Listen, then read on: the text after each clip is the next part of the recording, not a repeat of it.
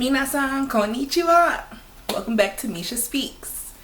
Today I want to share with you about how I learned Japanese from my humble beginnings doing origami all the way to me pursuing a bachelor's degree. And then I want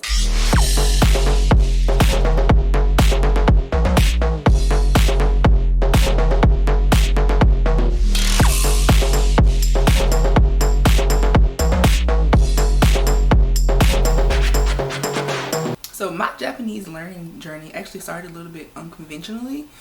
I started with origami and a late night shift at one of the local psychiatric hospitals in my city.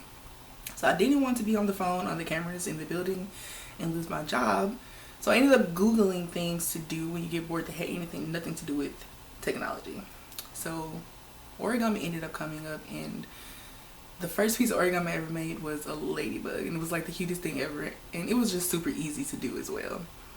And so I became fascinated by the art of paper folding, and soon I became fascinated with Japanese culture as a whole. So as I delved deeper into the beautiful craft of origami, I realized that I wanted to understand the language and the culture behind such a amazing activity. So in 2017, I decided to embark on my Japanese learning journey, and I started to self-study. Initially, I began learning on my own and self-studying using various online resources like YouTube and stuff like that, textbooks, and learning apps like Duolingo, and I have like a couple of new ones now. So one of my favorite things from back then was this site called Japanese from Zero by George Trumbly, I believe I want to say. So he made it so easy to learn beginner Japanese, and then he had great videos that explained the grammar points so well. And so I practiced hiragana and katakana, and then I started to study grammar and building my vocabulary. And it was challenging. It was like really hard. So in 2019, I took a significant step in my language learning journey, and I decided to enroll at the University of Memphis and pursue a bachelor's degree in Japanese. And this decision allowed me to take my language learning skills to the next level and dive even deeper into Japanese literature and culture, and then receive valuable guidance from my professors. And I feel like that's a huge difference between learning on your own and then learning in like a structured environment. So I became very close with one of my professors, and as she was an integral part of me finishing while pregnant and breastfeeding and being a new mom in the middle of the pandemic. And she inspires me because she came here with just her two daughters and became a professor and learned English. And to me, that was such an amazing feat, to come to a new place, not know the language at all, and bring your babies and just try to find a way, you know what I'm saying? And so I took it personally in terms of your circumstances don't have to make you.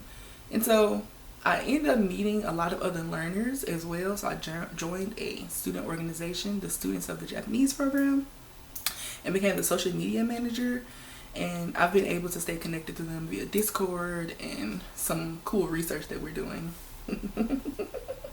So studying Japanese at the University of Memphis was a incredible experience. I had the opportunity to engage in conversational Japanese with other learners, refine my grammar skills, attend events, and then explore fascinating aspects of Japanese literature and culture. The guidance and support received from my professors and my fellow students was invaluable, and it really got me through them 4 years, y'all. If you know, you know. So to enhance my language learning journey, I actively participated in language exchange activities, and I attended local Japanese community events. The most frequent thing that we did at the University of Memphis was that it was called the language table, and we would have it every Friday. And most of the time I missed it because I had class. But when I did go, it was a chance to meet up with the other exchange students from Japan and our Japanese professors, and we would speak in Japanese as much as possible. And these days were so much fun, y'all. Oh my goodness, I kind of miss it now. We would play games and we would laugh and we would get to know one another. And it's something that like I really, really miss. Like I'm sitting here actually thinking I actually really, really miss it. Rankin University in Memphis. So my journey took a really wonderful turn in 2021. That's when I became a mom. I missed everything that was going on in the world. So I had a lot of challenges that came up once I became a mom.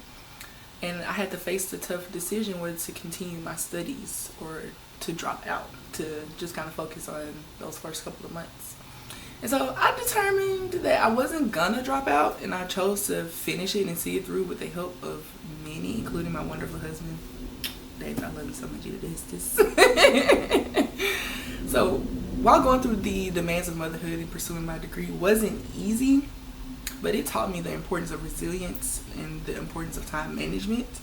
And it also taught me the importance of showing up for yourself no matter the circumstances. I was working hard for years before becoming a mom and before meeting my husband.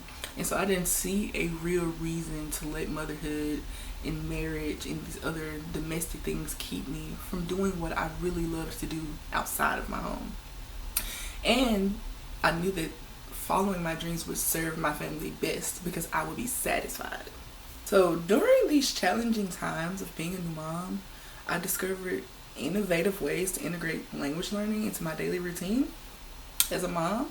So I sung Japanese lullabies to Winona. I found one of her favorite YouTube channels is called Super Simple Japanese. I think they have other language, so Super Simple and then language. So we watch Super Simple Japanese. I use children books to practice reading to her and for myself. And I even involved her into a lot of the language learning games.